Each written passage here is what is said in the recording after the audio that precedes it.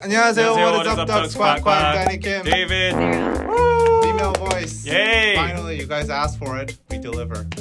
Kind of. Today Today we are reviewing BLACKPINK's new documentary, Light Up the Sky. It's on Netflix, guys. You guys can all watch it. It's like an hour and 20 minutes. Flew by real fast. The movie starts off with showing BLACKPINK during their first showcase of like they're walking up with their heels and it's like like 20 centimeters. very high heels. Like if you go to showcases, usually the journalists, they don't clap, they don't smile. They're just like they don't care about your performance. And they show that and it's like the tension. Yeah. It was so heavy. And they cut to sequences where they're showing each member's upbringing. So from their babies to how they decided to become singers. They especially focus on the training years.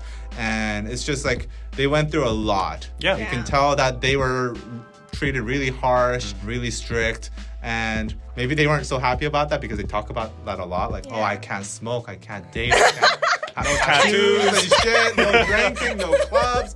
Jenny was kind of pissed. Whereas Rose she said she missed those days because she was always surrounded by music. You know, they're dancing, they're singing all the time. Whereas now they gotta make time for that. And then they go on to their debut showcase and how at first they didn't expect that much, you know, of a response, but then they got, you know, the fastest #1 out of, you know, a girl group in K-pop history.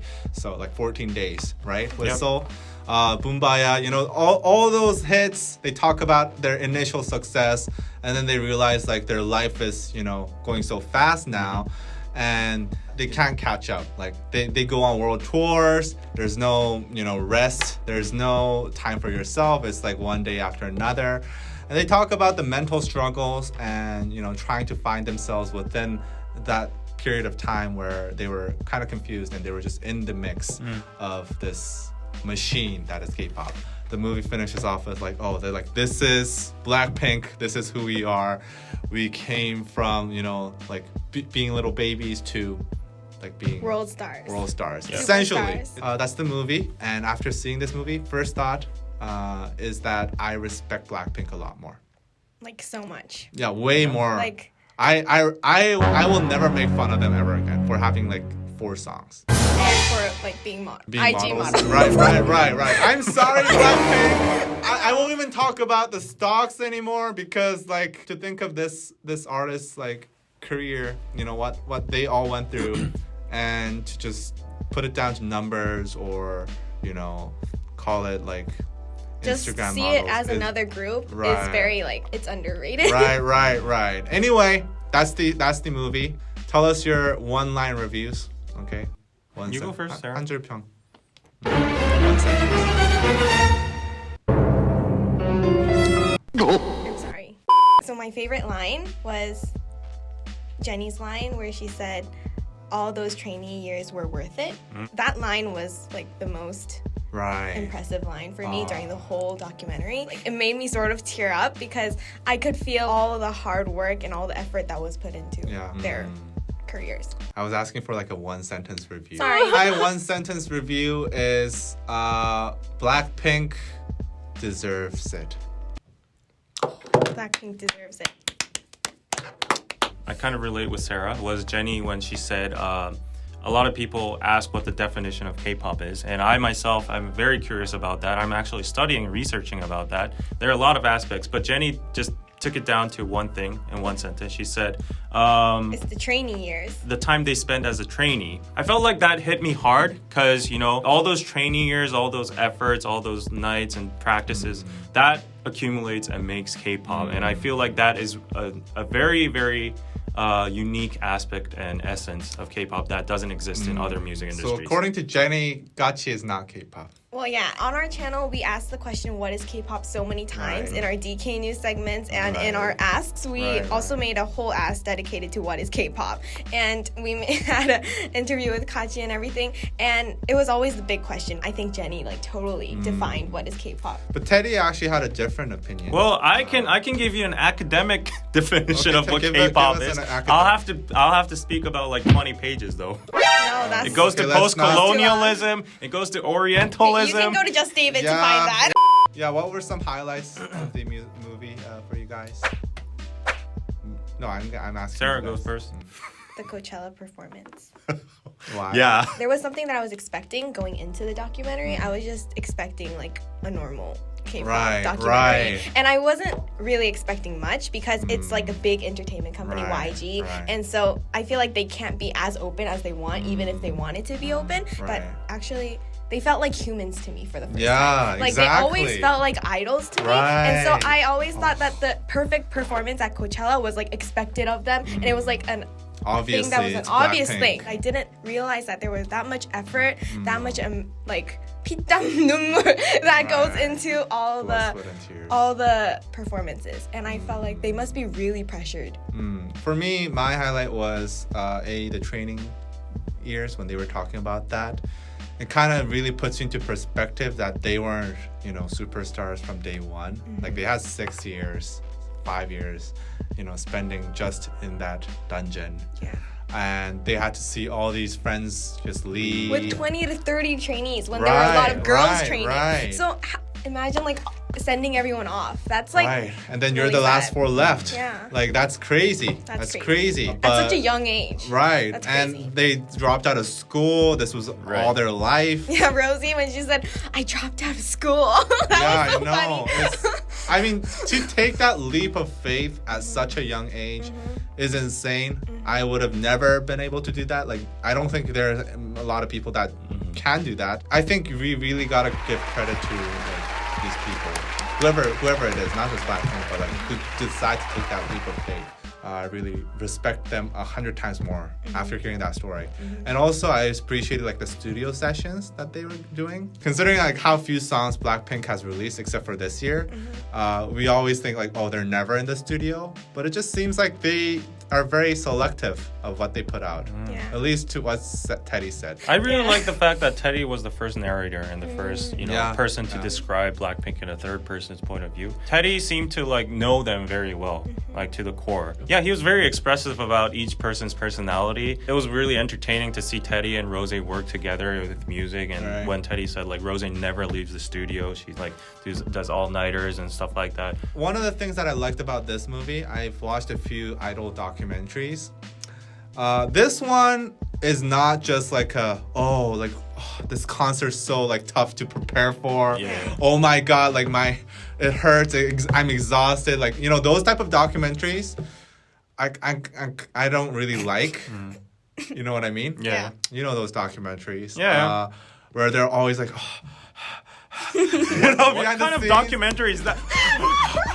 This one, it doesn't paint them as like, oh, these poor girls, they're suffering behind the stage. I mean, there are aspects of that Yeah. here and there, but it's more like, despite all this trouble, they're really happy that they've made it here. And you can really see like the friendship between them. Yeah. And the genuine bond. So Yeah, definitely. I think the core aspect and the selling point for this movie and documentary was that this documentary focuses on the people, the members themselves, not the Right. group Blackpink. They're like focusing on each member and how their childhoods were, and like it gets you a feel that you get to know these people in a personal Right. level, Yeah. like I what think I they know went them through now. in the old days. So, huh? I Yeah. think I know them now. When I saw Rose in the studio, it made me really like expect her solo debut. Oh, yeah, me too. That's coming. Like- I'm for sure that's like on that album, right? Probably. She writes her own music. Right. So if she comes out with an album, I feel like all the songs on her album will be very like to the heart, like down to earth, like really real. Personal. Yeah, personal. I can see some sort of like E-high type of vibe. I think we should take some time to appreciate Lisa and her big role in Blackpink. I knew that she had a very outgoing and, a bubbly and energetic vibe, but I didn't know she was the one that made Blackpink function in terms of, Jennie and Rose and Jisoo all exhausted and feeling depressed and sad all the time. Not all the time, but sometimes. But Lisa coming there, playing with them, being the happy virus of the whole group. And I feel like that is a very crucial role in maintaining a group, because if everyone's exhausted, everyone's, yeah. Then like you fight. depressed. Yeah, you fight and then you you get break depressed. apart. Yeah. But Lisa is there as a link. She's like glue. Right, I right. could see that in the documentary. Right. She has a really big part. And the members all thank her for that. Yeah. And I feel like discovering that part just makes me appreciate Lisa's role much more than before. It made me appreciate like how YG they put this group together to be really perfect in terms of their personalities. I think each have their own personalities and they really gel well with each other. Out of the 20, 30 girls, they Right, kept how'd on they changing, pick? They kept That's on kinda changing crazy. they kept on changing the Yeah, groups. That's what they kinda said, crazy. and they came down to the 4 girls Yeah, in Blackpink. that's right now. really crazy. So don't you ever neglect or ignore Jisoo's talent. Like people call Jisoo talentless, doesn't know how to dance and stuff like that, but she was says that? picked Who among says that? I've never heard of that. all the comments say that. Who says No. that? All the haters say that. Oh, I love Jisoo. Like Jisoo is so underrated and she's my bias, but recently wrecked by Rose. But anyways, like I hate when people downplay Jisoo's, talent and vocals and everything. Actually, like some people always say she's only there for visuals. That's wrong, guys. After this documentary, I'm actually like my bias is Jisoo now. Don't you take my bias? Like, No, she was no, my You bias. said you changed to Rose. But you can't pick 2. But She's I a wanna really marry shined her. in this documentary as well because like the Yeah. reality shows, Yeah. she's like the goofy one. I feel like she's 사차원. Right, that's why I like her. Four-dimensional. But in this documentary, it really felt like she had the role as the Madonni. Madonna, Right. the oldest 언니. Yeah, she very kind of had that responsible. response. So she's like the de facto leader. And she I has think, like a yeah. serious side of. Oh yeah, Right. it's like she's like the most serious. Yeah.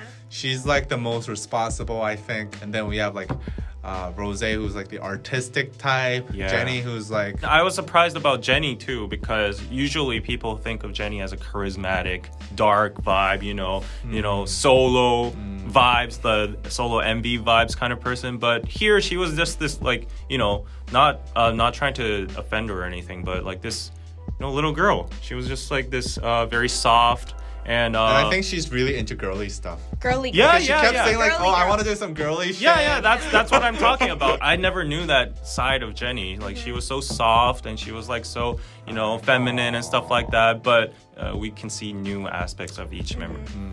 Overall, how would you rate this among the K-pop documentaries you've seen? I thought it was overall good. I think it would have been a little better if there were more dynamic scenes inside it. That's Sometimes it got a little loose because they went crossover from like their interviews sitting in a chair and over and over again. But it's mostly interviews. Yeah. I agree. It's like a little not so dynamic, but at the same time, I think this movie is among K-pop documentaries the most accessible because it doesn't focus on a concert or like the hardships that much. It just focuses on like Their lives. human, Yeah. humanness. So it's just an interesting story overall. If you look at it, even if you're not a Blackpink fan, and I'm not a Blackpink But fan. even if you are a Blackpink fan, and even if you think you know everything about Blackpink that there is to know, Did you find something new? Yeah. even if it's everything that you already know, you can see it in a different light. And so it's very new. So you changed like your perspective of Blackpink? Before they were just really like perfect, like literal idols, but now they're like humans that are superhumans because they could. So that's even better. I will never ever make fun of Blackpink ever again. I promise. I really respect them now. And if you haven't seen the movie yet, please go check it out. Blackpink, bring Light up the sky. Oh, light up the what? Bring the light. These K-pop documentaries Burn the have stage. the worst titles ever. They're all titled the same, like light up the sky, bring the light, burn it up, What's or bring the light? they all sound the They same. all sound the same. Like literally, what's up with that? Anyway, go check out Light Up the Sky. Light Up the Sky by Blackpink. It's on Netflix. It's a great documentary. You get to see Blackpink in a different light. One more memorable scene Okay. is I really like how they concluded the whole documentary. They were at Gyeongju Sikdang, which is a very famous 식당 in Hongdae, and they were regular there, and even the waiter noticed them. And the dialogue they had there was like a real dialogue, a crude dialogue among friends and as members. Right. And they ended it as like, they talked about marriage, which I was very shocked about. Yeah. And they said like, when you're 43, what do you think you're gonna be doing? And one of them was like, I'll probably be married. And then Wouldn't we all be married? That's like what Jenny yeah. And then Lisa said, maybe we might do a comeback when we're 43. And that hit me hard because I really feel like they might do a comeback when they're 40. They were all like, no, we can't dance when we're 40. But I feel like, nevertheless, ending at that point, it was really, you know, meaningful because I feel like they were gonna do like Actually, but that's how all K-pop documentaries end. It's like It was really cliche and it sounded Yeah. scripted. No, to be I honest, really- to be honest, I really to like be it. honest, K-pop I would documentaries. love them to make a comeback when they're 43, but it did sound slightly scripted. like that line itself is very cliche. I know it was And it good. made me really sad though. It's cliche and it made me sad because I didn't want them to like stop performing. Yeah, and as a group. I feel like Lisa, she might be like one of those coaches that appear on Produce 101 Oh, yeah. as Yeah, like, you know, like She's already done Baeyoon. that. yeah, Baeyoon Baeyoon Jung. Jung. Like exactly, Yeah. that's what I'm thinking about. She's so, already a Yeah. Baeyoon Jung figure Yeah, right, in the right. Chinese China. thing. So yeah, that hit me hard. She's Even like really scary on those I know. shows. Yeah. Like I was, You know, Songso is scary too. she. 우주소녀. It's funny. It's funny. But anyway, yeah, I agree. It will be fun to see them at 43. It's the best K-pop documentary there is. So if you I haven't agree. watched it, go watch it. It's worth it. And bye. bye. Bye.